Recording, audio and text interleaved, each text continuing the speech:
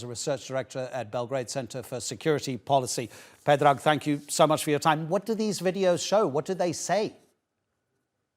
It's nothing unusual for Serbia. In Serbia, there is a strong pro-Russian sentiment that has been built for years, but not from only far-righters, but also from the Serbian government, because Serbian government is very soft when it comes to pro-Russian propaganda here in Serbia. So actually, it's not so unsurprising for us to see that Serbian citizens join rebel forces in Ukraine, that are becoming members of private military company Wagner.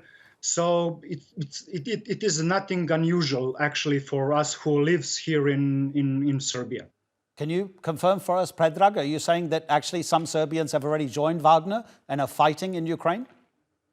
Yes, I mean, Ukrainian counterintelligence identified at least 6 to 7 Serbian citizens that were member of Wagner group during the first conflict in Ukraine, and one even died in Syria after the end of the conflict in Ukraine. He ended up in Syria.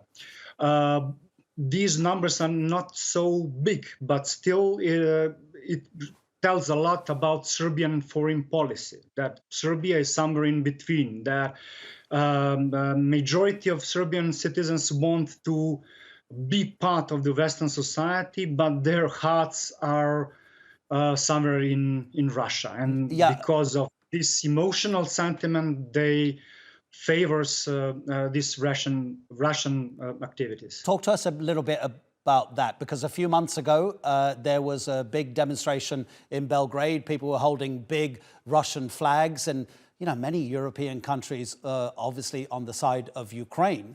So to watch that was probably quite surprising for a few people. For Alexander Vucic to say his country is neutral to many other nations, even neutral is not an acceptable position. You have to be either for or against. What is the popular sentiment regarding Serbia's position here? Yeah, Belgrade Center for Security Policy, organization that I'm coming from, did one public opinion poll a month ago, and the results are as follows. 50% of respondents told that Serbia should remain neutral when it comes to conflict in Ukraine, and almost 30% of respondents told that Serbia should actually stand much firmer on a Russian position. Predrag, which tells a lot. Predrag, yeah, it tells a lot. Yeah, sorry to interrupt you. Predrag Petrovic, thank you so much for joining us.